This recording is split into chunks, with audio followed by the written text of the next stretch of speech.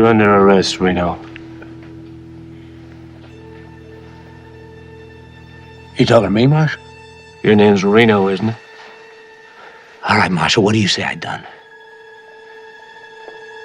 You don't remember me, do you? No. When you hang a man, you better look at him. Don't go for that gun, Reno. I need you alive. This is Dueling Pistols, where history draws first and legends never die. No fluff, no filters, just raw stories of grit, blood, and legacy. Triggered by Black Flag. You know who else are Freemasons? Henry Seymour and William Heston. Which are who? Oh, Brian, you know them. The guys who made Quaker Oats.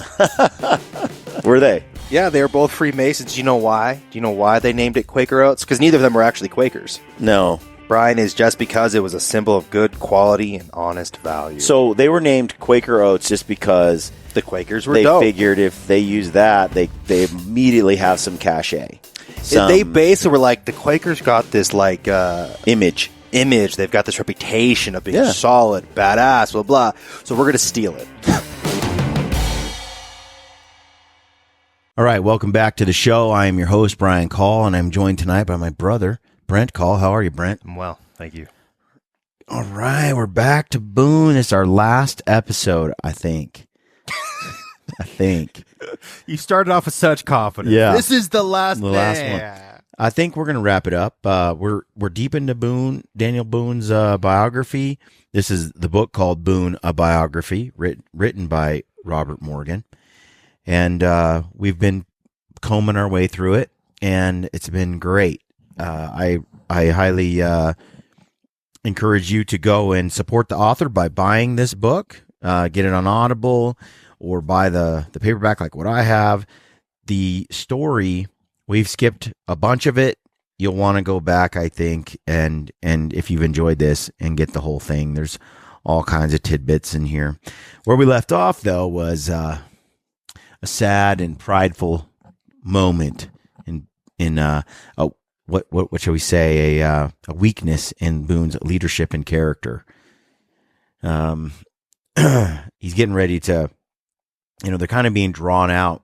Simon Girty had sort of tried to take everyone out at Bryan Station, and then after they left, all the local forts and stuff gathered together, formed a militia, and like 150 guys are on their way to try to attack these Indians. But there's some estimates of nearly 500 Indians ahead of them, and the militia doesn't really know how many there are, and the stories are mixed. But if you missed the last episode, go back and check that out. Basically, we're in the middle of them, the militiamen charging after the Indians. They're crossing a river in a tight little spot, on a shallow spot, get to the other side, and now all hell is about to break loose. I'll start where I left off last. It says, "It is a peculiar fact that in most battles, each participant remembers events in a different way.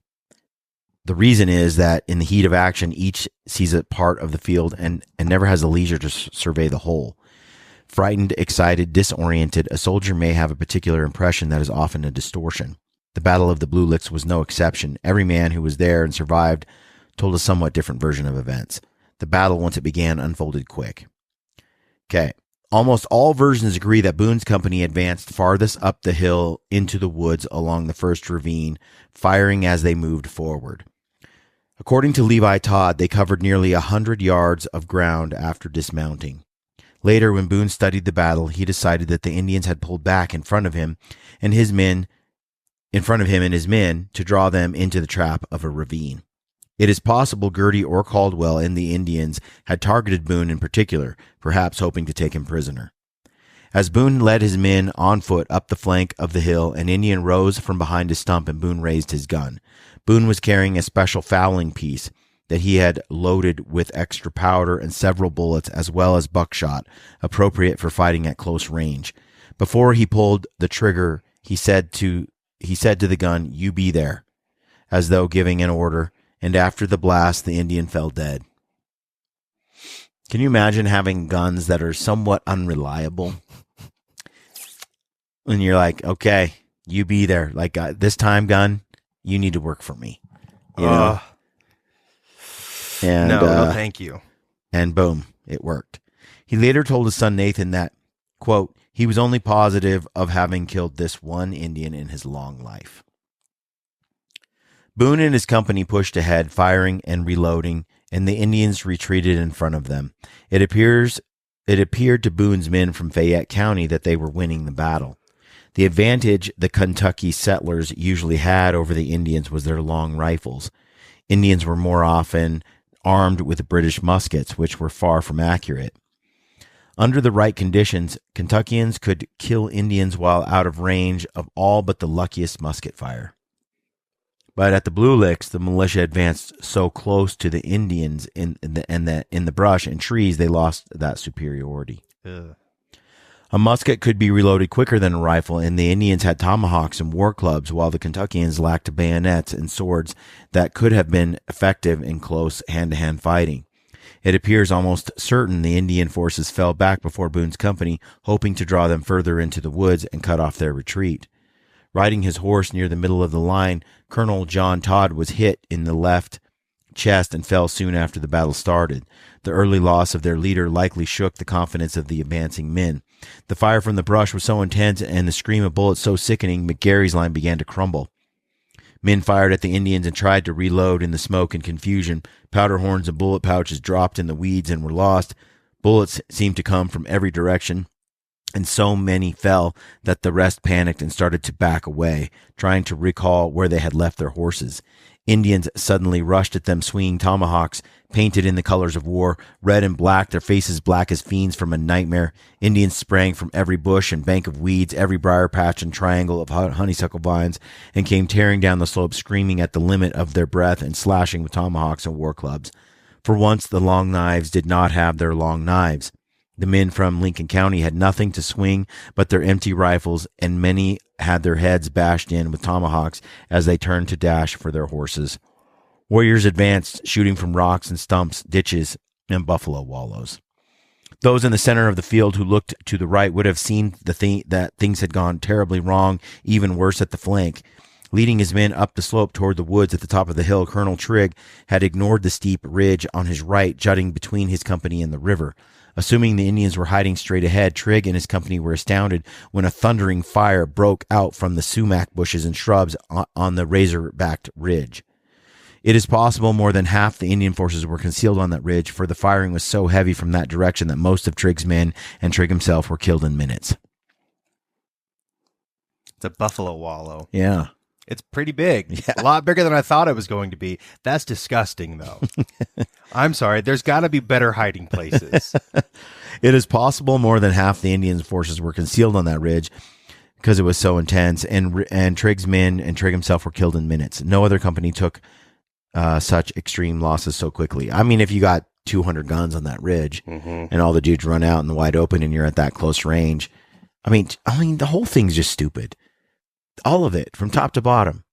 You did no research, no reconnaissance, no reconnoitering, nothing. You just went across and charged in. It's like, while they were set up, prepared, ready. I mean, just how stupid do people have to be? If I were Boone, I'd be stupidly ashamed too. And they all did it because of their ego. Because it was all this, you're a coward. No, you're a coward. No, you're timid. I heard a great quote the other day. A person is smart. People are dumb and scared and frightful. Yeah. Beware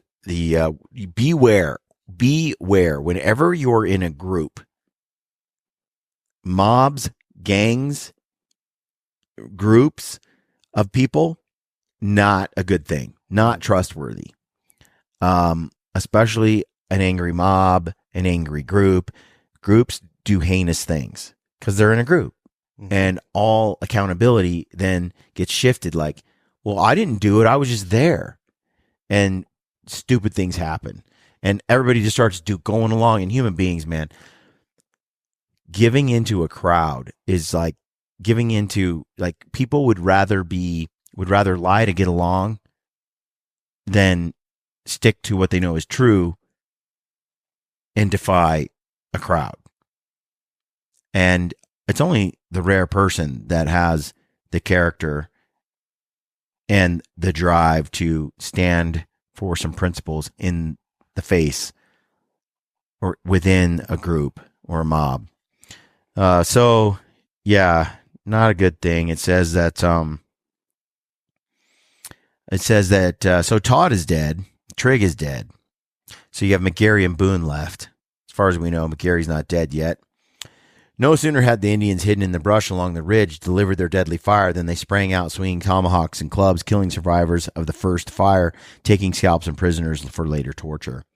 But it was not just scalps and prisoners the Indians were after, for just down the slope stood as many as 180 horses already saddled and bridled. Blankets and provisions, extra lead and powder, as well as booty such as knives and pistols were tied to the saddles or hidden in the saddlebags. Many of the horses brought into Kentucky by settlers were small breeds from Virginia and North Carolina, ancestors of the quarter horse. They were tough and quick and dependable. Few trophies of war were more valuable than captured horses. Luckily for the panicked and stumbling Kentuckians, many braves were more intent on seizing horses than taking scalps. Scores of Indians poured out of the thickets to grab the horses. Swinging their rifles as clubs, some of the militia tried to resist, but they were outnumbered and overwhelmed. Those who were able began to run toward the river. In the confusion of the firing, the screams and war whoops, smoke and smell of blood, the horses panicked too and ran back and forth and down the long slope toward the river. Indians pursued in a general stampede of horses, militia, and wounded toward the ford across the river. Seeing they were cut off on the right and behind them, the men with McGarry in the middle ran to the left to get behind Boone's company. Boone was with his son Israel, nephews Samuel, Squire, and Thomas Boone, Abraham, Peter, and Joseph Scholl, and other family members and friends. He was still moving forward, firing and reloading. As Indians withdrew before them toward the hilltop and the second ravine, Boone's calm authority kept his men organized and concentrating on the advance. They were not even aware of what had happened on their right and behind them. Boone's authority as a leader was never demonstrated more clearly. Boone and his men were astonished when McGarry rode up behind them and yelled, "Boone, why are you not retreating?" It was only then that Boone looked across the slope and saw that Trigg and Todd and the two other companies had been swept away. The field behind them was a pandemonium of men scrambling to catch and mount horses, Indians clubbing and scalping, wounded men trying to reach the river, others attempting to wade or swim across. Indians on horses rode around, tomahawking and trampling men, cutting them off at the water's edge. Indians and white men wrestled in the river, thrashing and screaming. It appeared that most of the senior officers, except Boone and McGarry and Levi Todd, had been killed. So there's like basically nobody left. Todd got shot in the left breast, but I guess he's not dead. Said he got shot. Someone got shot in the left breast, and it said that they It died. was Todd. Let me go back here. It was Todd's first mistake was to place his men higher ground, concealed by the trees. All accounts. It says,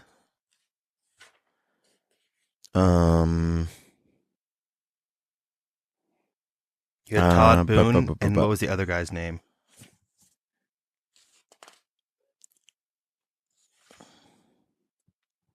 Colonel John Todd was hit in the left chest and fell soon after the battle started. Yeah, that's what I thought. So it says, it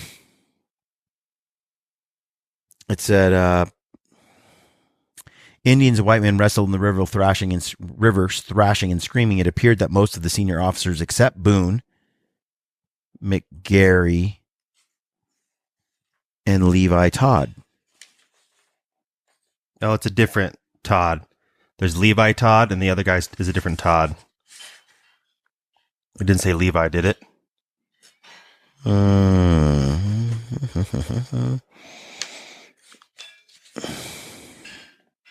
Say John Todd? Oh. There's too many John Todds. Todd. Yeah, John Todd. Colonel John Todd was hit. So Levi Todd is still alive. John Todd dead. Levi Todd. So which one I don't know. taunted McGarry? Because it's karma that it would be John. Yeah. Gosh, I'm paying it. It's hard enough to pay attention to the last names or the first name. Anyway, so those 3 senior officers were still alive. Realizing that they had no choice and that his company had been drawn dangerously forward, far beyond any safe retreat, Boone shouted to his men to run to the left into the trees. Farther down the ridge, the Licking River entered a gorge. If they could reach the river in that direction, they might be able to swim across to the safety of the woods on the south bank. Some would later say the battle lasted only 5 minutes, but other accounts would describe the action as occurring in about 15 minutes. In any case, it all happened very quickly. Men who could catch a horse, any horse, mounted and rode for their lives. Those who could not find a horse ran toward the river, dodging Indians, hoping to dodge bullets, tomahawks, and scalping knives. We were obliged to retreat, was Boone's cool understatement to Filson a year later. Filson is the one who wrote the main, most, the biggest book about Boone that kind of sparked all the rest to follow. When McGarry reached them, Boone and his men were about 3/4 of a mile from the river. Luckily, many of the Indians were intent on grabbing horses, taking scalps and booty, and few noticed Boone's men fleeing to the left. As he backed away, facing the chaos of the battlefield, guarding his men as they retreated, Boone saw his son Israel nearby. Seizing a horse that belonged to his brother Ned's widow, he ordered Israel to mount and get away. "Father, I won't leave you," Israel answered. Looking around for another mount for himself, Boone heard a thud behind him and wheeled to see Israel knocked to the ground by a bullet in his heart. Bleeding from the mouth and already dying, Boone's instinct was to pick up his son and carry him toward the river, but it was too late to do anything but leave the body and mount the horse himself and get away. Later accounts that blamed McGarry for the plunge into battle may have been intended to divert attention from the mistakes made by Todd and Trigg. The decision to advance over a half mile of open ground uphill below a sharp parallel ridge on the right. Like I said, dude, can you pick any worse variables than what they decided to strode into? Like, come on, man. You deserve to be shot. Like, for real. Yeah. I just don't understand when people go through, and this isn't, you can read about things like this in history. And there's some sort of madness that sometimes, like, couldn't they predict the gravity of a situation? Perhaps weigh it out. Look at like it goes like when you're hunting an animal, right? You could play it so conservative that it's almost a guarantee that you will achieve success. Or you can gamble your ass off and maybe get it or maybe blow it on a stock, basically. You can take 2 or 3 days and make sure it happens. Or you can, like, roll the dice. Let's just cut over here and go over here. Maybe the winner, but we'll probably get them. Yeah. And that lack of patience, that lack of, like, experience and the hesitation, like, being in a situation where you, like, I keep saying this, the paranoid survive. Being the person that's, well, what if this happens? What if this happens? What if this happens? That sort of mentality, you don't want it to freeze your decision making, right? But it's a process of being paranoid so that you are prepared for each of those scenarios in case they come, or paranoid enough that you can foresee scenarios that are out ahead of you so you can avoid them or sidestep them, But he's just going through the list here. Of what was it? All the mistakes. Mm-hmm. It says like a quarter mile of open ground. Yeah, later accounts that blamed McGarry for the plunge into battle may have been intended to divert attention from the mistakes made by Todd and Trigg. The decision to advance over a half a mile of open ground uphill below a sharp parallel ridge on the right toward a concealed enemy at least twice the size of the Kentucky force ensured disaster. What I don't get is they know there's twice as many people. They didn't necessarily. Remember, no one had really seen the Indians. but they knew there were a lot. Yeah. And Boone said he thought they might have been concealing how many. So instead of 500, there was 200, 250, half as many, 300. Still, the arrogance. The arrogance. That's what it feels like. Ego. In the book, Ego is the Enemy, which I did a podcast on years ago, the other show, there's multiple examples of war and ego, Civil War examples in the book where they take specific, because this is such a prime example of like catastrophic errors that take place. War is kind of the ultimate stakes of all the things that can go wrong, and how ego so often undermines and destroy and is what causes the fall of the loss of a battle is ego, Anyway, it goes on to say, Todd failed by not scouting and probing the enemy to find out its location and numbers. Trigg, a recent arrival in Kentucky with the Land Commission, had almost no fighting experience.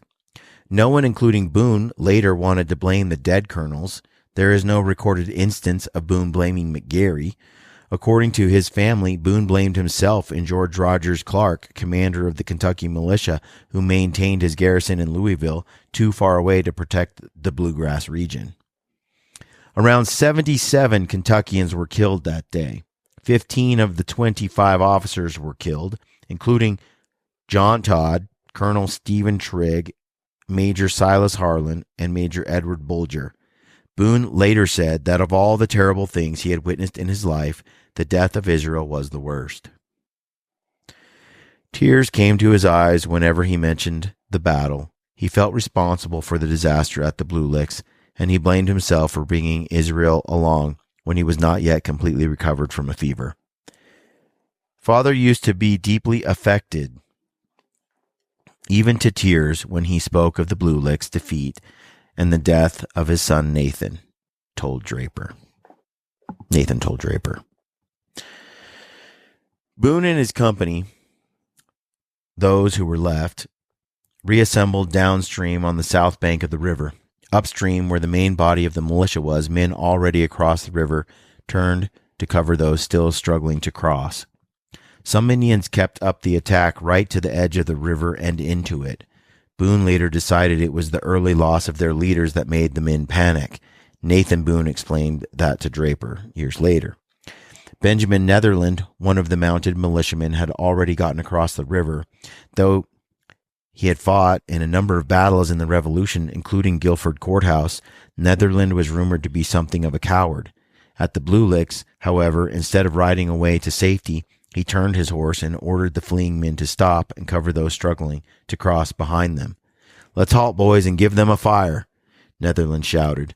As many as 20 fleeing militiamen stopped to fire at the pursuing Indians and thereby saved many of their comrades. A half-century later, Captain Robert Patterson would commend Netherland, saying, "I cannot ever forget the part you acted in the Battle of the Blue Licks."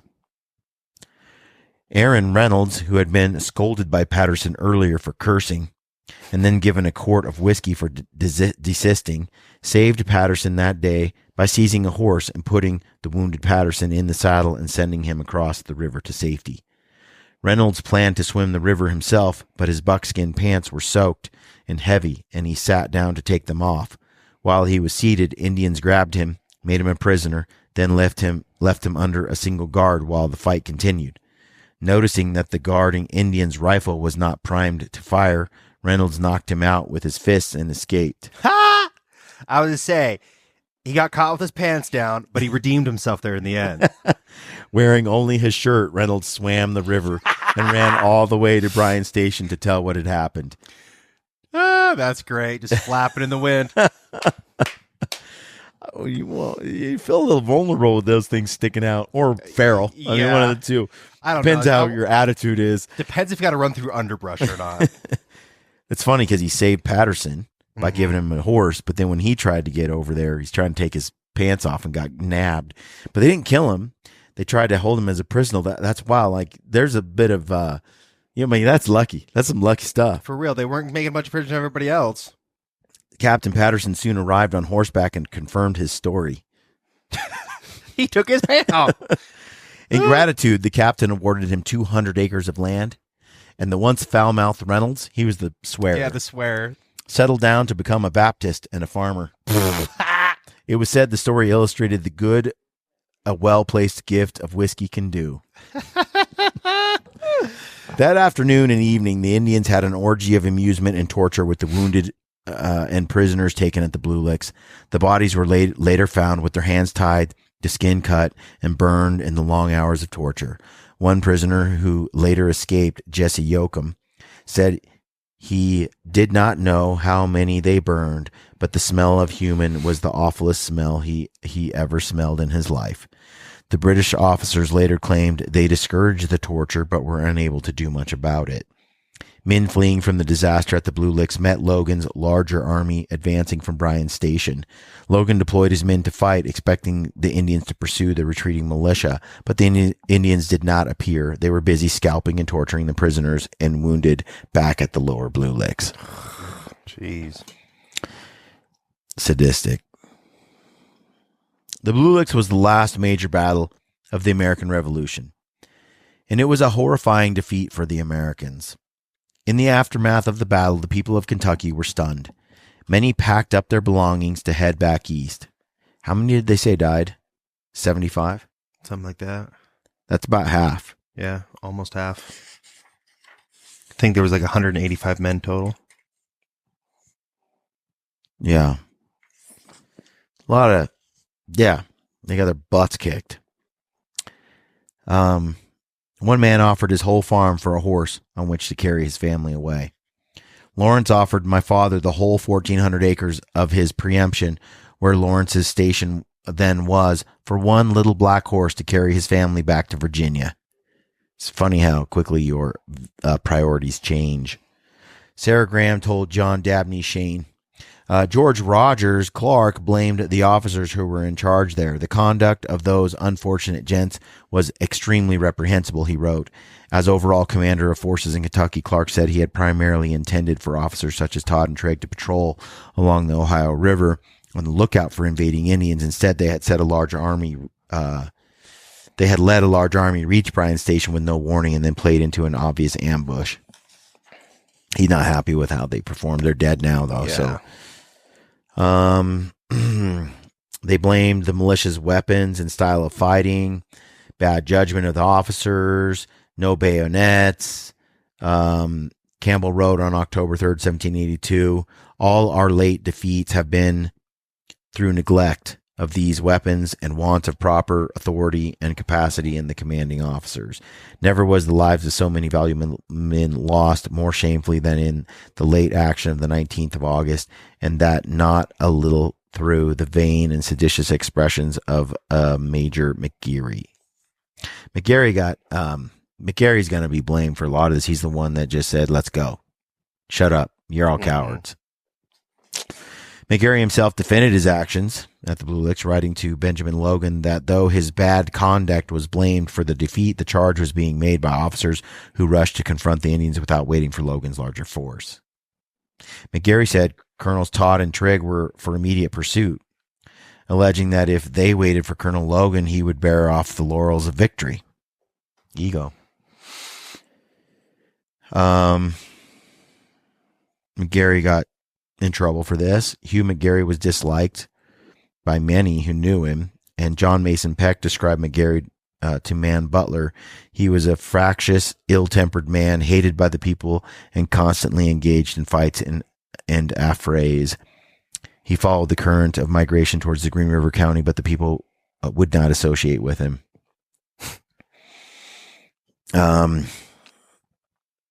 But he defended himself and blamed others. Todd and Trigg were responsible for the massacre. After such a disaster, there's a lot of blame to go around. And though Boone's name is rarely mentioned in any of the recriminations, Boone did not let himself off so easily. He knew that losing his temper when snarled at by McGary was a serious failure of leadership at a critical moment. That his outburst was so uncharacteristic of him made the episode all the stranger and more painful. All his life, he had shown calm, good sense in moments of danger. Boone's relative Abraham Scholl, who was with the company from Boone Station at the battle, said Boone, quote, rather blamed himself in some degrees for the Blue Licks battle. For the rest of his life, Boone broke down and wept when he mentioned the battle. It was the greatest failure of his life. It was the occasion when his capacity for clear-headedness deserted him. His son Israel and 76 others had been killed as a result of his lapse. He may never have completely trusted himself again. The battle marked the end of the most important period of his life. In the years after the battle, stories circulated that Israel had been urged to get up from his sickbed to join the pursuit of the Indians. Boone bore the weight of that guilt because he had let his son go when he wasn't well. In some versions of the story, Boone had shamed his son into going. I'm sorry to think I raised a timid son, he said. Many years later, Boone's granddaughter, Delinda Boone Craig, said it was Boone's insistence that made him so ashamed the rest of his life. Israel ought not to have gone and would not but for his chiding, she said. But Olive Van Bibber, who is Nathan's wife, maintained just the opposite. She told Draper that Boone had tried to dissuade Israel from joining the militia that pursued the Indians to the Blue Licks. Israel had long been sick previously and had recovered nearly so, leaving him with a stiff neck, and his father and family tried all they could to persuade him not to go, but he would go. That sounds more like it to me as well. The man's already lost a son. Horrifically lost a son. Yeah, and Boone also is not one for war. Mm-hmm. Like, he's like, let's sidestep this if at all possible. This at doesn't every opportunity serve too many people too well. That also sounds like, I think Olive Van Bibber is much closer to Boone than these other voices that are chiming in. But it says there are conflicting stories about where Boone buried his son Israel. Some biographers say he returned to the Blue Licks, found the body, which was so badly eaten by animals and birds and bloated by the heat as to be unrecognizable except for a piece of clothing or its location in a thicket. Nathan said that Boone returned to the Blue Licks a few days later with a burial party and dug a separate grave for Israel there. Still, others report that Israel's body was thrown into a mass grave with the other bodies that were found mutilated and decaying. All accounts agree that Boone returned to the scene of the battle with the burial party. As they approached the site, they saw buzzards circling over the river and hillside. Animals were gnawing at the scattered bodies. Fish had partially eaten things like Israel's bodies lying in the sun were so bloated and partly torn by scalping Indians and animals, almost none could be identified. Yeah, I mean, they were just mostly already destroyed. I mean, it's August. Yeah, and there's animals in Kentucky, and it's hot. Yeah, the bodies were laid in a sinkhole across the hilltop. They threw dirt and stuff over them. The Battle of the Blue Licks has always been rightly described as a terrible defeat for the Kentuckians and the American cause. Few seem to have realized that it was also something of a failure for Girty and the British and their Indian allies also. If the plan had been to draw all the Kentucky militias, including Logan's 400 men, into the ambush and kill them in one complete victory, that would drive the settlers out of Kentucky forever, then it was at best a partial victory. Because Todd and perhaps McGarry plunged directly into battle, Logan's larger force was saved, and the forts and stations in Kentucky were saved. Had Todd waited until Logan arrived, many more may have been killed, and the Kentucky militia might have lost the battle. The hundreds of Indians firing from the thickets could well have changed the course of American history in the Ohio Valley. As he lived with his bereavement and disappointment with himself, Boone did not neglect his duties as colonel of the Fayette County Militia. With John Todd dead, he was now in command, a full colonel and country lieutenant. Boone wrote letters to officials back in Virginia describing the recent battle and explaining the desperate needs of the frontier communities. It was simply too dangerous a place to raise a family. The dreams of prosperity and plenty were apparently coming to an end.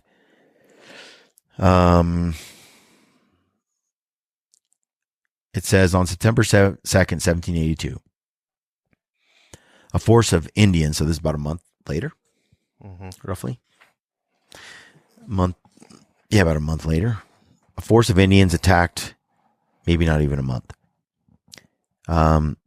Kincleo Station in Jefferson County and killed or captured 37 people. The party of 150 Indians paused with the prisoners near Jephthah's Knob. Jephthah's. As if waiting for the county militia to attack them, but with the example of the Blue Licks ambush fresh in mind and only 54 men at his disposal, John Floyd wisely refused to attack. The Indians and their prisoners retreated to the Ohio River. Smart move there, Floyd. Floyd's been smart the whole time. Yep. But Which is funny because I think of Dumb and Dumber every time you say it.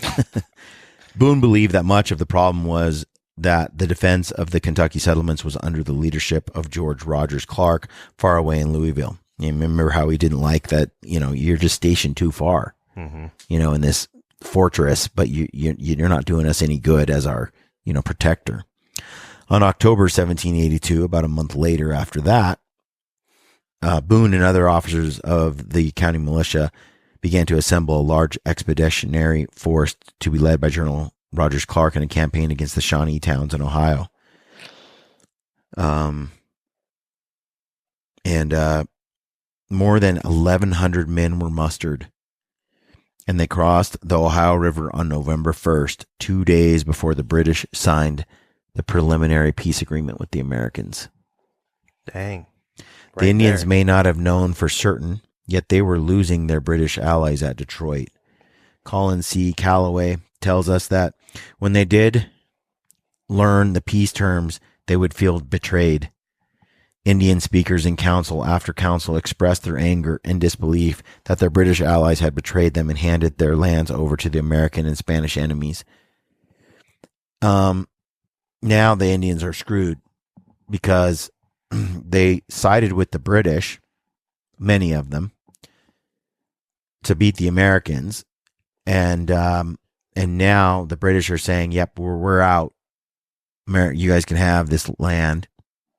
Which I think there's global pressures at play as well, because you have France doing its thing to England, and there was such a fight going on. But what does that do? It left the Indians now having made themselves enemy, but their main provider of weapons and leadership and all that just abandoned them. So now what? Americans are pissed. They're left there holding the bag. It says there had been more Wyandots than any other nation in the Indian force of the Blue Licks, but the Kentucky militia did not attempt to march north to the Wyandotte villages between the Sandusky rivers, Cuyahoga. They didn't encounter a lot of resistance, and they killed only 20 Indians before they returned to Kentucky. It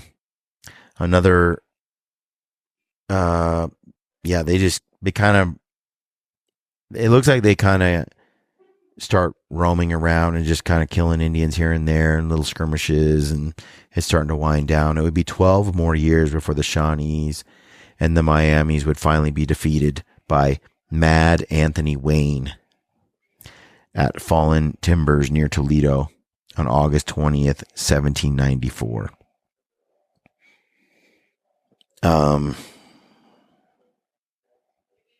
12 years and 1 day after the defeat at the Blue Licks, Wayne, having studied Indian tactics at the Blue Licks and elsewhere, told his men to approach the Indians hidden in the brush and fallen trees of a hurricane-leveled forest. Let the Shawnees and Miamis fire at them, then rush them with bayonets and swords while the Indians were trying to reload among the tangled limbs and trunks, and the cavalry prevented them from fleeing. This time, the Long Knives used their long knives. The tactic worked, and the Shawnees and Miamis were soundly defeated. After the return from Ohio, Boone and a group of men from Boone Station, including Will Hayes and Flanders Calloway, camped for several days at the mouth of Limestone Creek. The mouth of the Limestone Creek, where is a fine harbor for boats coming down the Ohio, now a common landing. It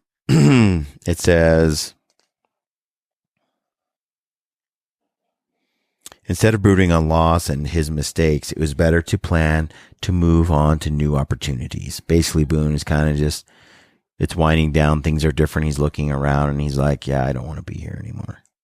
It was Boone's habit and his destiny to keep moving toward a future of risk and unlimited potential. Simon Kenton already had a station near Limestone Creek, and the business of land surveying and trading was booming, especially now that the Shawnees had moved farther to the north. At the temporary home on Marble Creek, Boone would later choose Limestone as the place where he would establish himself and his extended family. So we're kind of coming to the end of that period that was Boone's wild life. You know, those years that he was known for the most famous things that he did.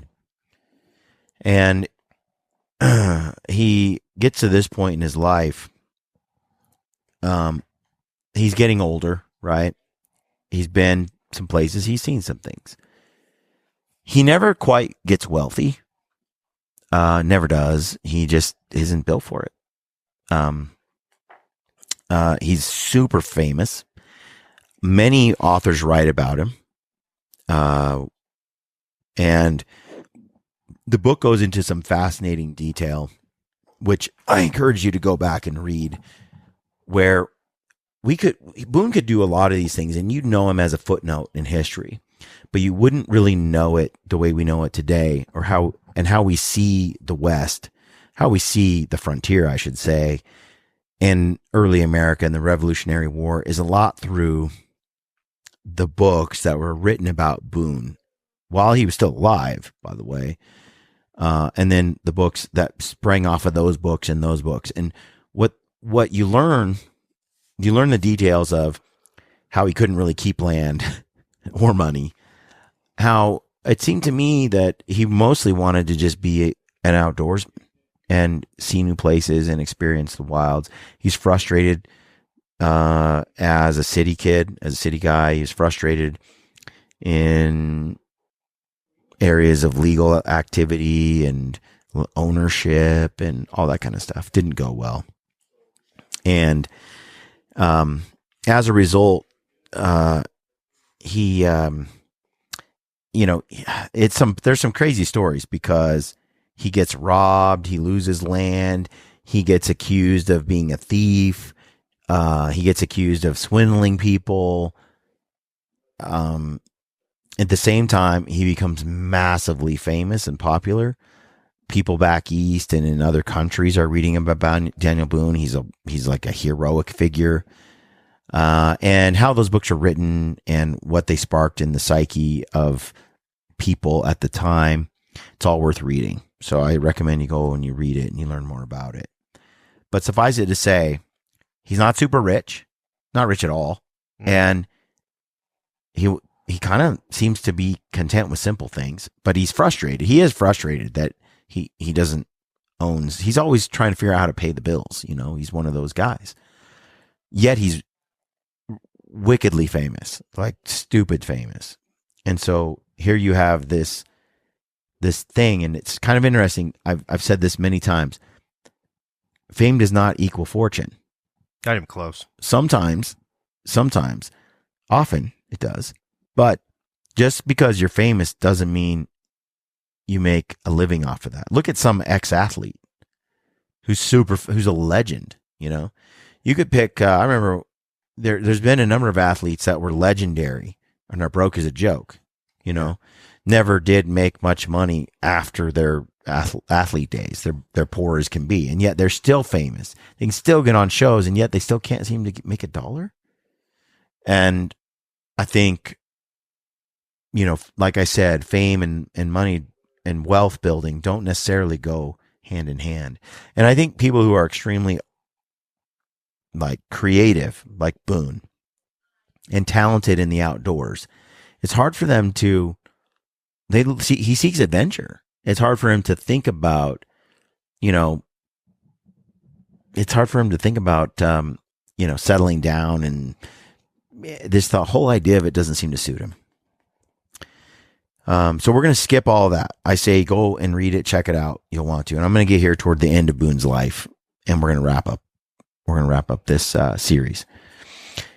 I'm going to start here. It says, in the fall of 1817, Boone went hunting again. 1817. Okay. I believe he died 1820. 3. Something like that. Yeah. So he's 70s, I believe. He's old. It says, this time he went hunting with his grandson, James. He had hunted every fall since he was big enough to throw a spear or swing a club. He and James wandered up the Missouri, and the old man was exhilarated to be in the woods again. A duck landed by their campfire, as though offering itself for their breakfast, but the cold began to tell on the old man's joints, and they turned back after a few days. Yet his urge to hunt was as great as it had ever been, Nathan told Draper. My father said he was naturally inclined each fall to go hunting and trapping, as the farmer is in spring to set about putting in his crops. In the years after Rebecca's death, Boone never kept house himself, but moved from Nathan's house to Jemima's, to Daniel Morgan's, and then Jesse's. Jesse had arrived from Kentucky in 1816, but primarily Boone lived with Jemima in Flanders Callaway near Rebecca's grave. I'm skipping a lot of stuff, and I really think some of the chapters about Rebecca and Daniel Boone in their old age, like from like 60 to 70, is pretty fascinating to read, and you should read it. I thought it was really interesting. He gets pretty severe arthritis. Boone does, like debilitating, crippling arthritis. Ugh. And it sort of plagues him in his older age, and it's like rheumatoid. It comes and goes, though. There are times when he's fairly functional, and other times when he's so wrecked he can't do anything. So there had to be some kind of autoimmune thing going on, I would assume, with this arthritis that would flare up, come and go.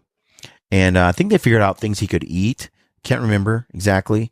Things he could eat and things that helped with the arthritis that would alleviate it and bring it back. But he would go hunting with Rebecca in the winter, and they would go and hunt, and she would shoot and pull the trigger and do all the stuff because his body didn't work. Pretty freaking cool. They would collect syrup, and they would do their sugar boiling and stuff like that they did, and their maple sugar. And as two old codgers, they'd kind of just live off the land and find things to do. It's a really interesting deal, and you can tell, especially in their companionship as they're older in their older age, that they had to have a true abiding love for one another. It seemed so to me. So I highly recommend that you go and make sure you read that. But we're skipping ahead here. So Rebecca is gone. And it says many visitors searched Boone out to hear stories of the old days in Kentucky, of the Indians and the Revolution.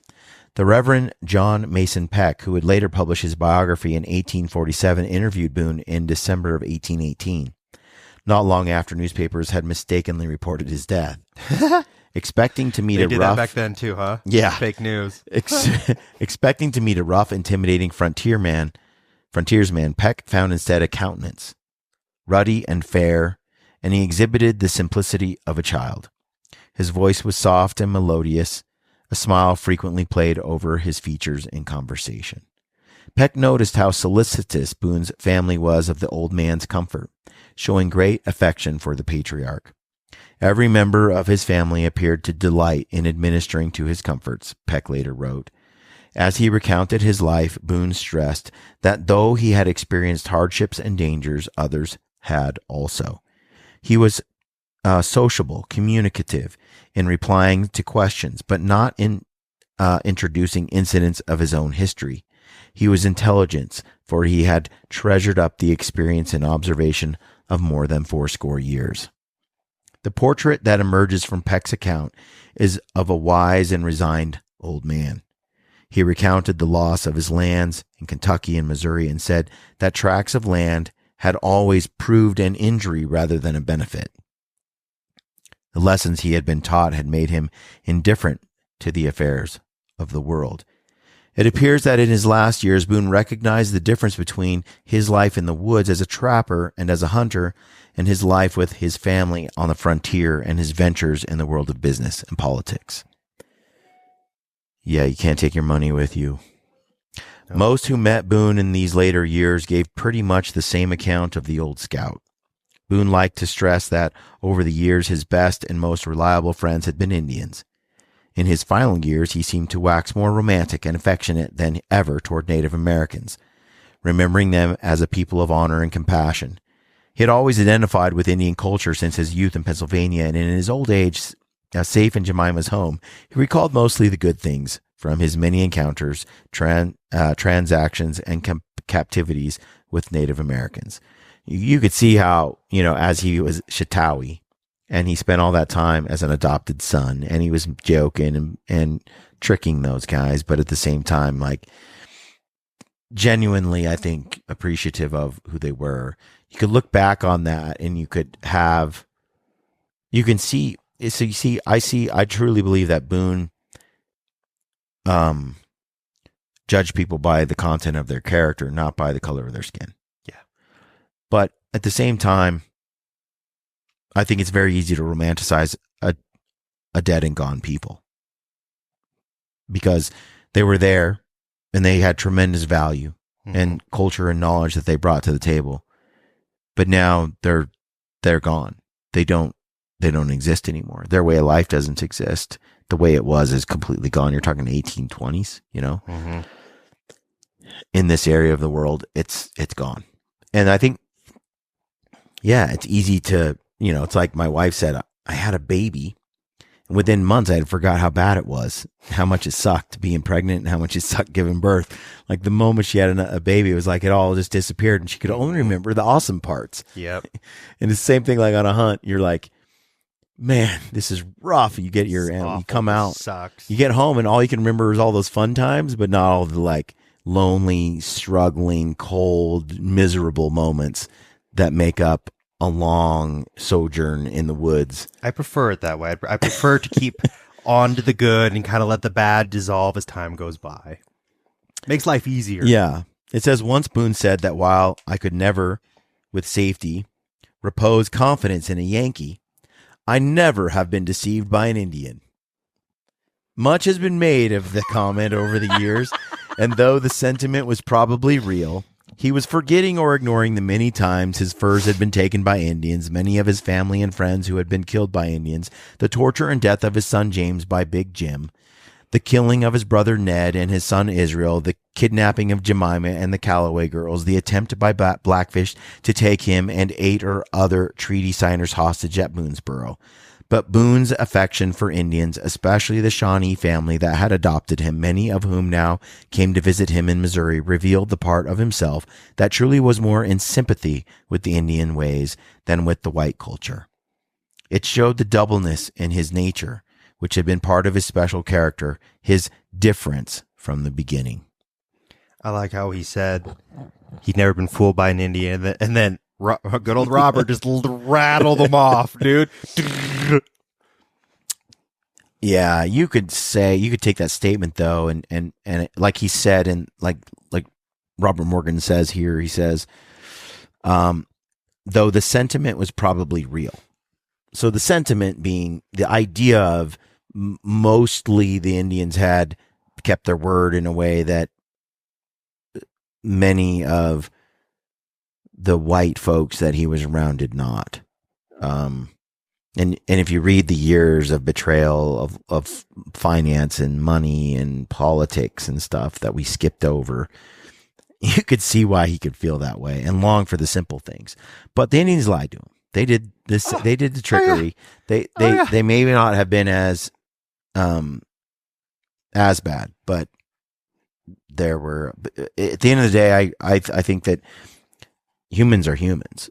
The line of good and evil runs through the center of every human heart. This isn't. No one has the no one has the monopoly on goodness. Mm-hmm. You're this color and you're over here and you're in this color. So you're all saints, and over here they're all devils. No, The line of good and evil runs through the heart of every It's man. every person has the potential for it, and it doesn't matter. It transcends color, it transcends class, it transcends race, it transcends everything. You're a human. There's a big You're a difference human. between a person and people. Yeah, I can trust a person. I don't trust people. absolutely. So it says in here, many believe that Boone in his final years saw clearly the contradiction of his own life, how his love of nature had led not to a fortune of peaceful hunting with Indians, but to the destruction of the hunting grounds and the Indians that the Indians had preserved for so long. Boone blamed the lawyers and speculators and politicians, calling them Yankees, meaning Americans. Most of the Yankees Boone knew came from Virginia and North Carolina, Yankees being basically the politicians and the rich people. And yet he saw that some of the blame must rest with himself also. If he had been an instrument ordained to settle the wilderness, as Filson said he was, for the Indians, he was an instrument by which they lost their hunting grounds. The contradictions of his life were all too obvious at times to the elderly explorer. The story of Boone is the story of America.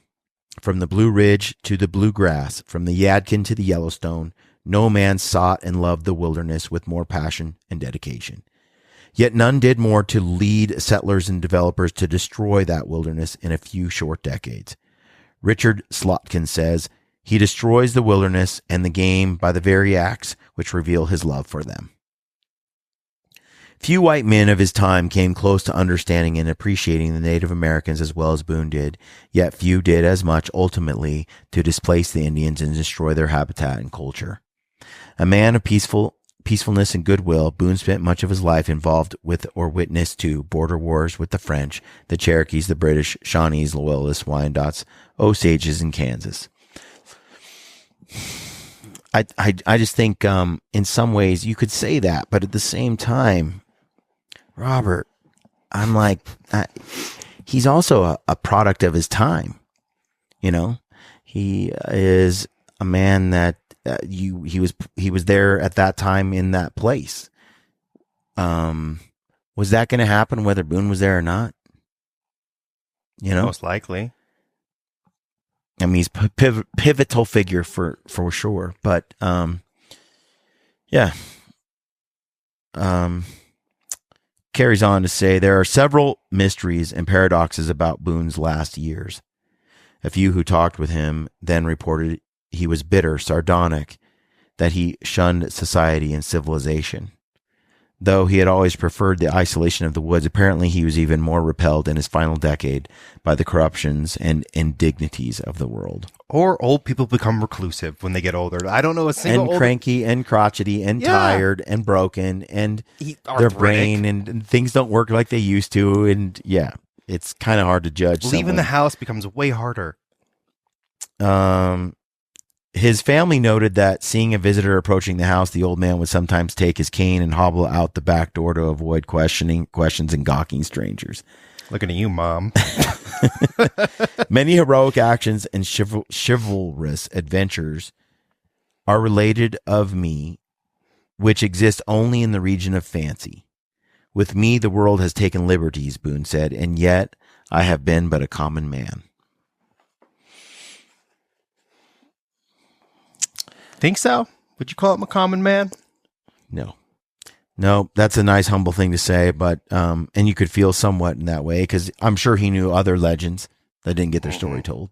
For sure. I'm sure. One of the abiding mysteries about Boone's last years is the question of whether he ever returned to Kentucky. It says, the daughter of Jacob Boone later said that Daniel never visited her family in Limestone. Just a few weeks before Boone's death, Boone told a neighbor he had kept his promise never to return to Kentucky. He's not happy about how, having done so much to help that land be secured and then just got froze out of it, basically. Yeah. Nathan Boone, one of the most reliable sources about Boone's last years, told Draper that his father never set foot in Kentucky again. The weight of evidence seems to be on the side of the family on the side of the family denials, yet the stories of Boone's return to Kentucky are also convincing. What did he do in Kentucky when he was supposedly returned? It is a question no one seems able to resolve. That's in a part we skipped. Okay. Mm-hmm. Since Boone moved between his children's homes in his later years, it is possible he visited Kentucky. I don't really care about that. Over the past 175 years, let's read this. Biographers have discussed Boone's religious beliefs in a number of ways. Early biographers sometimes portrayed the frontiersman as a devout Christian, almost a missionary bringing the gospel and Protestant culture to the savage wilderness. Some, for instance, asserted Boone never touched liquor, imposing Victorian abstinence on a man not only of the frontier, but of the 18th century. The many accounts of him passing the bottle to companions, as well as the records of his frequent purchases of spirits, give the lie to that pious claim. According to a letter by James Robertson, Boone and all his family were converted by an Episcopalian missionary while living with the Robertson at the Watauga River around 1772. That claim is almost certainly not true. For one thing, there were no Episcopalians until after the American Revolution, when American Anglicans formed their own organization. Still, others would claim that Boone essentially a Baptist. James Bradley would tell Draper Colonel Daniel Boone was a Baptist in sentiment, was not a church member, but was religiously inclined. In fact, we have no record of Boone ever joining a church. It is possible that the disputes and contentions between the Quakers and his father's squire made him reluctant to join any congregation. Boone was a cheerful, peaceable man who avoided quarrels and arguments. He possibly associated church membership with feuds and petty self-righteousness. It was how one lived, not the outward displays of piety, that proved one's character and spirituality. Quote, Colonel Boone was a firm believer in a divine overrule of providence and related many instances in his eventful life where he thought it had been particularly exercised toward him, Stephen Hampstead told Draper. Boone's granddaughter, Delinda, married a Baptist preacher named James Craig, and a number of other Boone relations and friends answered the call to the pulpit. There were sometimes Bible readings and devotions on Sundays at Boonesboro, and of course we know Boone took the Bible as well as other books to read by the campfire on his hunting trips. In 1816, he wrote a remarkable letter to his widowed sister-in-law. October the 19th, 1816. Dear sister, with pleasure, I read a letter from your son Samuel Boone, who informs me that you are yet living and in good health. Considering your age, I write to you to let you know I have not forgot you, and to inform you of my own situation since the death of your sister Rebecca. I leave with Flanders Calloway, but I live with Flanders. None of this is spelled. Like this, what I've accomplished so far is a feat. Just so you know. These pioneer people, man, they try. For real. They try, bless them. Okay. It says, I live with Flanders Calloway, but am at present at my son Nathan's and in tolerable health. You can guess at my feelings by your own, as we are so near one age. I need not write you of our situation, as Samuel Bradley or James Grimes can inform you of every circumstance relating to our family and how we live in this world. Dude, the spelling here is phenomenal. Like, there's so many extra, like, you could spell circumstance a whole lot of ways. Like some SURCOM stance, circumstance. Rebecca is spelled Rebecca. Live is LEVE. To let you know is LATT. LAT. That's lat, bro. That's. I wonder what their accent was like. True. Didn't think about that. Informs me has no O in it. It just says INFRMS. Bro, vowels cost money and they're valuable. Okay, we can't use them all. Yeah. So anyway, it says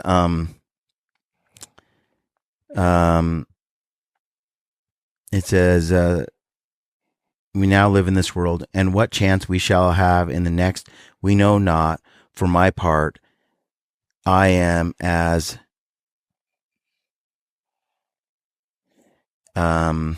ignorant. That was a tough one. It says itinerant. Ignorant is what it means.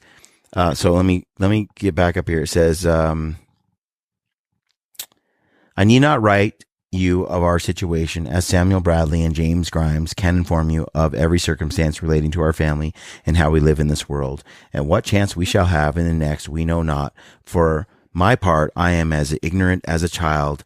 All the religion I have to love and fear God, believe in Jesus Christ, done all the good to my neighbor and myself that I can do,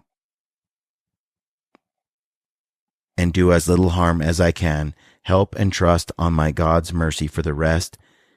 And I believe God never made a man, never made a man of my principle to be lost. And I flatter myself, dear sister, that you are well on your way in Christianity. Gave my love to all your children and all my friends. Farewell, dear sister. Whew. You want to take a 5-minute break right there? Daniel. That was rough. So that was in 1816. He wrote that letter to Rebecca's sister after his wife was gone. So I'm sure he missed Rebecca terribly. Miss Sarah Boone. In B, I read a letter yesterday from my sister Hannah Pennington by her grandson Dal Ringe. She and all her children are well at present. That was like the P.S. This letter is of particular interest for several reasons, though its spelling is wild and inconsistent. Thank you. Validation. The voice of the man comes through vividly. Mm-hmm. One has the sense of an old man who spoke much better than he wrote. What is evident is Boone's humility and simplicity, his affection for his family, and his goodwill toward his fellow man. He admits his ignorance, but his claims for himself, though modest, are significant. He concedes he is childlike, but has tried to do good, or at least little harm. He believes in a God of mercy who honors integrity. It is the letter of a man at peace with himself. There is no hint of bitterness. The many failures and disappointments have left him humble and accepting. Yeah, that's what I take from that too. He believes in a God of mercy who honors integrity. He says, I'm not a perfect man, but I have really tried to be a good person. And I've really tried to limit the bad things and the bad effects on other people. And I've always tried to do right. He does sound like a man at peace in some extent. Like, I don't really know. I'm ignorant to what exactly happens, but I have this faith in the idea that I did everything I could and I couldn't have done a whole lot more. And, I have to give the rest to God. It says Boone often attended services held by Baptists when he was visiting Jemima. He was present at a service preached by Reverend John Mason Peck. It was a time when revivals were sweeping the Missouri region following the period that historians call the Second Great Awakening. We're quite familiar with that. I mean, you're talking 1820. Mm-hmm. But there is an independence and wit in Boone, and the kind we associate with Thoreau. As Thoreau was dying, the abolitionist Parker Pillsbury asked him how the opposite shore might appear to him. One world at a time, the author of Civil Disobedience snapped. Yeah. What's it like? Look, I only can worry about this one right now. Yeah, for real. Amen. When the sage of Walden was asked on his deathbed by his Aunt Louisa if he had made peace with God, Thoreau replied, "I did not know we had ever quarreled." When a Baptist preacher named James E. Welsh asked Boone if he had experienced a change in your feelings toward the Savior, Boone fired back, "No, sir. I always loved God, ever since I could recollect." Boone's worship was in secret, and he placed his hopes in the Savior, his son Nathan told Draper. "In his latter years, my father was a great student of the Bible. He was seldom seen reading any other book and fully believed in the great truths of Christianity." Boone had never lost the influence of the Quakers in Pennsylvania. His peaceableness and reticence, his tolerance and ease with other races, his love of fairness seemed derived in part from early contact with the Friends, Quakers. But some thought he was deeply influenced by Indian beliefs also. Timothy Flint said outright he worshipped, as he often said, the Great Spirit, for the woods were his books and his temple, and the creed of the red men naturally became his. You heathen! It's funny, you can't, his mother, had to have a lot of influence. His father, his upbringing as a Quaker, all of that stuff surely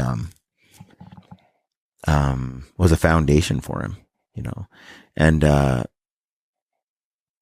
but he's a man of many, like he's so fluid, being able to understand and see the world through another man's eyes, and relate and see that person, as a son of God, I assume, essentially. While the Indians had been absorbing many of the teachings of the Moravians and the Methodists and other denominations, men like Boone were assimilating an Indian sense of sacred, animistic wilderness and meshing it all into a single creed of goodwill and respect for others and all life. As mentioned earlier, the ideas and poetry that would be expressed a few decades later by Emerson, Thoreau, and Whitman were already at work in the minds and hearts and the pulse of men such as Boone and William Bartram, who had also been brought up as a Quaker. Probably Boone would have agreed with Emerson when he said, "I like the silent church before the service begins better than any preaching." Sounds about right. If the genius of American thought and literature was created from the fusion of New England spiritual zeal and the naturalism of the Enlightenment, it was also deeply informed by the American experience of the wilderness, the great forests and vistas of the spirit, or of the West, the spirit of the frontier men and women and the native hunters and the holy men they encountered, fought with, imitated, and learned from. It says, in his old age, he viewed his relations with the Indians through amber-tinted binoculars and renewed affection. The affection and respect were returned by those who had known him as Chautauqua at Chillicothe. The younger daughters of Blackfish were now old women, but they remembered Boone's kindness to them. Boone visited Indian friends at their homes also. Did Boone have more than just these kids? That's a question. How many half Boone, half Chautauqua, half Blackfish kids are there? You don't know. The attempts by some to debunk the myth of Boone as a frontier hero and Indian fighter have actually enhanced the legend of Boone as a man of peace and goodwill. Many a Kentuckian engaged in much more heroic actions with the Shawnee than Boone did. There is slight evidence that, but this is a quote, there is slight evidence that Boone ever knowingly killed an Indian and no record of a violent hand-to-hand combat. Boone seems to have dealt with the Indians by placating them. Even his would-be detractors concede Boone was a man of humanity and peace. He certainly wasn't a coward. No, the man ran into fights all the time, but he also didn't kill. He didn't run into many. I mean, he avoided them, but when he got in there, he did his level best. But one of the things that Boone did was, you can't call a man a coward that goes and spends 2 years alone in the wilderness where he might get killed by Indians at any moment. And then, or lions and tigers, and or then bears. how he shakes hands and he just, gets people in and he saves the guys at the Blue Licks and then he runs away. And I mean, there's no coward in these actions. But yes, definitely a man who avoided fighting. Which is smart. I'm sorry. If you go to any kind of self-defense class, the first thing they're going to tell you is don't fight, don't fight, don't fight. Run, run, run. If you can't, this is what you do. Yeah, yeah. It says he got old. Weird. And it says, commenting on reports that he still went hunting in his last years, Boone told Peck, "I would not believe that tale if I told it myself. I have not watched the deers lick for 10 years. My eyesight is too far gone to hunt." In 1816, Boone and Nathan began to build a stone house. Nathan cut the limestone. Every stone cut's different. Yeah, so they built a house out here, middle of nowhere. It says Nathan would help and advise his father, cut walnut logs 3 feet in diameter and hewed beams. They built this house, and it says,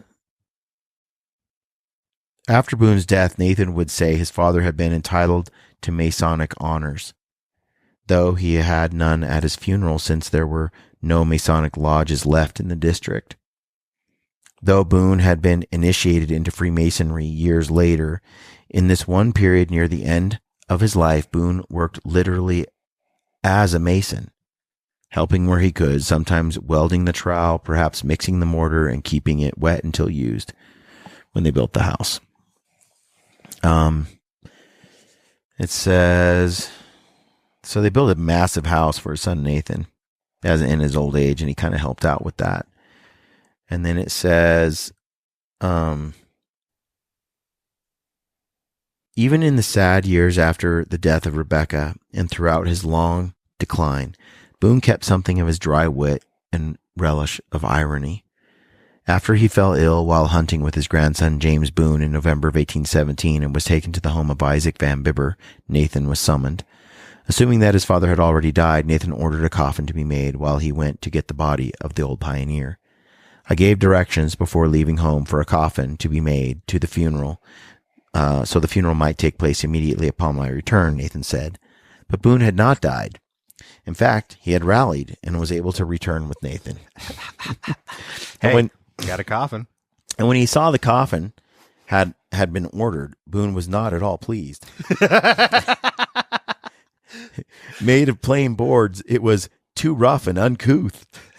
For all his modesty and good manners, Boone had a sense of style and dignity. Did he make his own coffin? The plain coffin was used for a relative, and Boone ordered a fine coffin made for himself to match the one he had commissioned for Rebecca in 1813. He's like, dude, Nathan, you're so cheap, man. Come on. That's awesome. Soon after this event, he gave directions to a cabinet maker in the settlement to prepare a coffin of black walnut for himself, which was done accordingly, and it was kept in his dwelling for several years. Peck would write. But according to Peck, Boone later decided the walnut coffin was not good enough either. He gave that coffin for someone else's burial and ordered an even better one for himself. Another one of cherry was prepared and placed under his bed, where it continued until it received his mortal remains. Okay, I was going to say, did you get a fourth one? Well, I would not have guessed that Daniel Boone was a coffin snob. The cherry coffin was a handsome piece of work, and the old man took pleasure in showing it off. Elizabeth Corbin, sister of Daniel Morgan Boone's wife, Sarah, later told Draper, "The coffin appeared marvelously beautiful. The fame of it spread among the simple-minded settlers, and it had exceedingly numerous visitors. Later, the coffin was stored at Nathan's new stone house, but from time to time, Boone would take it out to admire and study. His granddaughter Delinda later remembered that he would rub and polish it up and coolly whistle while doing it. Woo, yeah, look at this baby." Do you think he hopped in it? Others said he would lie down in the coffin to show how well it fit him, and sometimes he would take a nap in it, scaring the children. Yes. Okay, Boone. Oh, yes. 100%. That's me. Yes. Even as a feeble old man, Boone was still the performer, larger than life. If he had to be an old man in his second childhood waiting for death to claim him, then he would play the role in a way nobody would ever forget. He continued to improvise and expand the role of Daniel Boone, created many, many years before. He had always been able to make himself memorable. His coffin was the finest that could be had, and he was going to enjoy it and be seen enjoying it. No doubt Boone took comfort in making death so familiar. The box he would later rest in was right here now, and he could dust it and rub it with oil. His hands had never been idle, whether scraping steer horn to make a powder horn, oiling his traps, or repairing his rifle. The Reverend Nathan Coons, who visited, reporting, he just always kept his hands going. It sounds like Squire had died in 1815. Quite a bit before. About 5 years, yeah. Like almost all men and women who have the opportunity, Boone enjoyed his grandchildren. His curiosity never left him. It says they describe what he looked like. It says, among Boone's last noted visitors was a young painter from Massachusetts named Chester Harding. Harding came to Charette to paint Boone's portrait at the very end of his life, finding the old hunter roasting venison on a ramrod in a small cabin behind Jemima's house. The painter asked if he could do a portrait. Boone was hard of hearing and may not have understood the request. He had little experience with portrait painters, but Jemima understood the importance of the opportunity and persuaded her father to overcome his timidity or modesty and sit. The result was the only portrait from his life that exists. Dang, really? It's in the book. Is it a good portrait? Let me see if I can find it right here and show it to you. Right here. Yeah. Old man.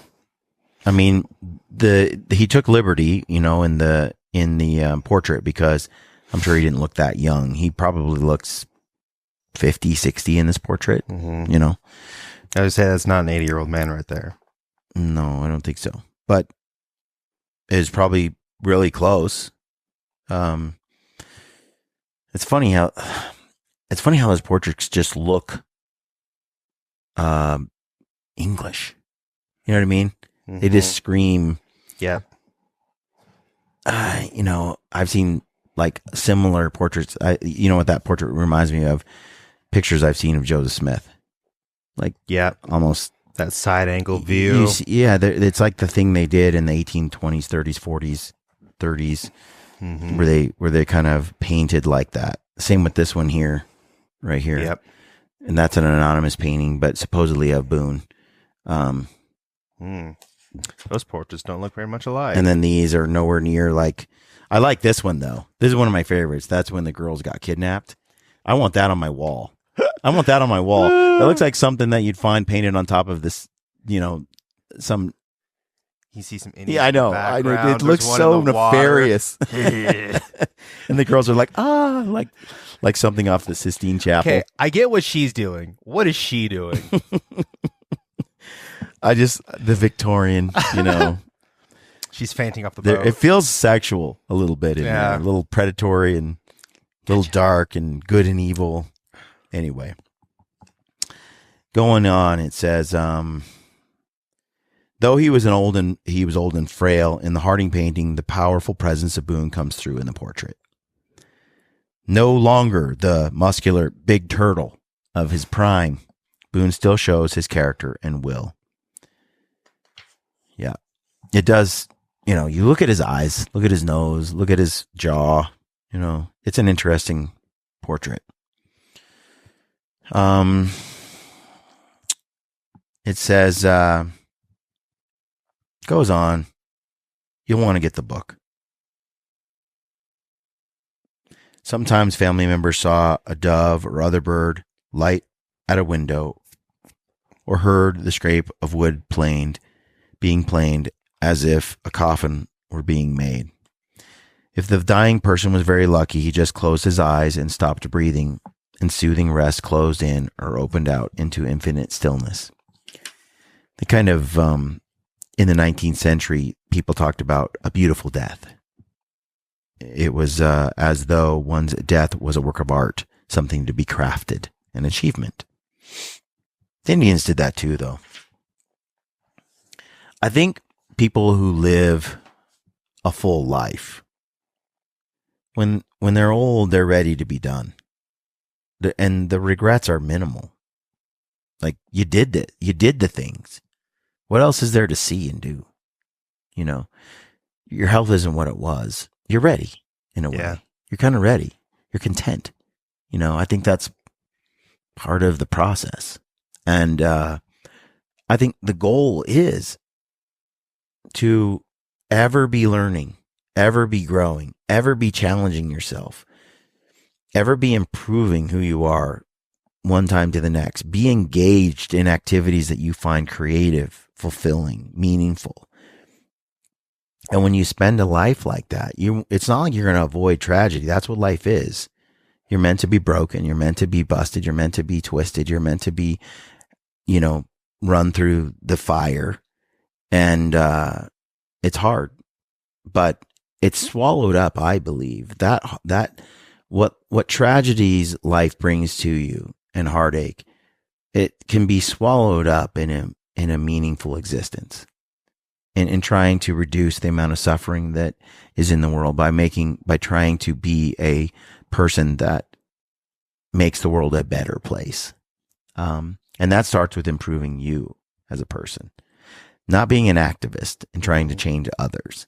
You fix your own self first. It says, on his last day, Boone, who knew he was dying, said, "I am about worn out." The acute burning around his heart was worse than he had felt before. He asked for his coffin to be brought down from the attic, and he touched the polished wood with his cane to reassure himself of its strength. He described the kind of funeral he wanted and reminded them to bury him beside Rebecca on the hill overlooking the bottomlands to the river. A servant shaved the old man, and Jemima cut his hair to suit him. Granddaughter Delinda even brushed her teeth. Boone asked his daughter-in-law Olive, even brushed his teeth. I was going to say, why do you care about her brushing her teeth? Boone asked his daughter-in-law Olive, to sing some of his favorite songs. He expressed pleasure in his long life and health, his attempts to do good and not harm others, his faith in the mercy of God. As morning approached, Boone asked for a bowl of warm milk, which he drank with relish. Then all the family members, including the slaves, filed in to say a final goodbye and receive his farewell. He told each one not to be sad, for he had lived a long and fruitful life. As Nathan and Jemima held a hand on either side, he said, "I am going. Don't grieve for me. My time has come." He died just after the sun had risen, September 26, 1820. Dang. I mean, how can you ask for much more? I was going to say, what else was there? Like, I mean, who goes out like that? That was so methodical. You know what else, too, though? I think people who suffer from cancer, you know, in some ways, I've said this before, Suzanne went through cancer, that cancer is a blessing and a curse. 100%. Because as hard as it is and what it is, when you know your time, you only got a year. You only got 6 months. People sometimes live it so different. Always they live it different. You have to. But the purpose with which they live and the time they have to take in the inventory, the time they have to you know, settle things and say goodbye. It's a lot different than just the sudden snatch of someone and they're gone, you know, which though is a reminder that, you know, to me, this life that Boone led, one of adventure. I mean, I just relate. That's my life. Mm-hmm. Going and doing things, trying to make the world a better place, trying to be creative, trying to bring some small difference in the circle that I'm able to influence, learning things, just continual effort to learn something new, push myself, see what my body and mind and stuff are capable of, push my children, my wife to be better, to me to be better. Like we all, there's this life to engage in and be proactive in, and goals to set for yourself and a difference to make, and adopting responsibility, carrying your cross, trying to be the best person that you can be, tell the truth as much as you possibly can. And when you attempt to do that and you pick up that responsibility, your life just grows in meaning year over year, year over year, year over year. And some time down the road, when you get toward the end, there's, I think, a peacefulness that is just there. But what a example of a life to live, that Boone sets forth here, one to aspire to. It says, Boone's body was carried in his fine coffin to Jemima's house, and a large crowd assembled for the funeral there 2 days later. James Craig preached the funeral in the barn, which was the only building large enough to hold the number who had gathered. In the sermon, Nathan's son-in-law saluted Boone for his explorations and development of the West and for his defense of the settlements. It is not mentioned whether or not any Shawnees attended the funeral. Boone's nephew, Daniel Bryan, later told Draper, Daniel Boone died in the state of Missouri, not owning as much land as would make his grave. The crowd then followed the coffin and an American flag to the hilltop a mile away where Boone was placed in the earth beside Rebecca. The long hunt and pilgrimage to the west had started almost 86 years earlier in Pennsylvania were over. Now there were only memories, stories, and legends. There's still a lot of this book left, but that's where we're going to end this series. We're all going to die. That's coming. And what's across the river is the next adventure. What that tells me, though, is for now, what my heart says is to live the best version of my life that I can. And seeking adventure, trying to be a good person, all those things, that's what's in the path. And that means, preparing day in and day out now in various ways to be the sort of person. You can't be a courageous person. You can't be a kind person. You can't be a person possessing humility overnight. It's a lifelong. It's a daily battle. It's a process. And I heard Jordan Peterson say one time, the end of your, be the sort of person that when your father passes away, that you're a blessing to everyone in the family and to your father or your mother or someone you care about, that you're there to help them get through it or help everyone get through it. You can't be a pillar of strength if you didn't build yourself into that. You can't be somebody who charges in and protects kids in a school shooting if you didn't build yourself into that brave person, into that person willing to put their life on the line in that moment so you don't falter, so that you risk it all and you do the thing. You'd rather die than fail. That doesn't just happen. You don't just get there. That is a deliberate forging of a character. And if you want to be somebody that can do the right thing or special things that take courage and integrity, you have to forge yourself into that now by living little by little by little in a certain way to do it. Otherwise, you're a hedonistic coward and you serve yourself. And at the end of the day, when all is said and done, there's no meaning in that at all. So, there you have it, folks. The end of this series, Boone, a biography by Robert Morgan. Incredible story. The next series we have a couple of books we're going to dive into. Probably, I'm not going to say what book's next. I'm not going to say what book's next. It's a good one. Because I want to read into it a little bit more before I decide which one. I suppose it doesn't really, they're all good. We have 3 or 4 to choose from, but I hope you guys enjoyed this one. I hope you guys got a lot out of this story. I hope you learned a lot about America and have a newfound, if you didn't already, have a newfound appreciation for those who came before us, what they went through, the nuances that make up the world. It's not as black and white as we all want to make it be.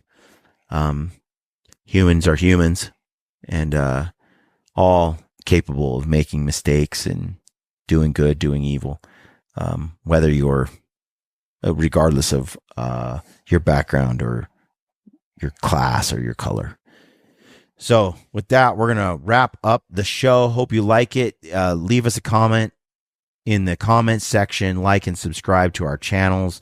That's always helpful. Leave us a review wherever you listen to your podcasts, I should say. And yeah, we'll try to get to those comments. We try to read all of them.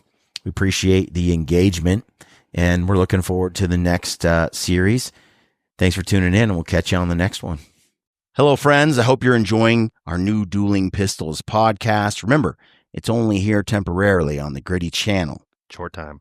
If you want to subscribe to the main show, head on over to our YouTube channel, Dueling Pistols, and subscribe over there. And anywhere that you get your podcast, you can subscribe there. Thanks for supporting us. Yeah, we're on all platforms. Yeah, we're out there. Find it over there. And tell a friend. Yeah. Tell a friend about our new show. Tell all your friends. Help us grow it bigger. We're just going to turn this to an ASMR. All right. Thanks, guys. Catch you on the next episode.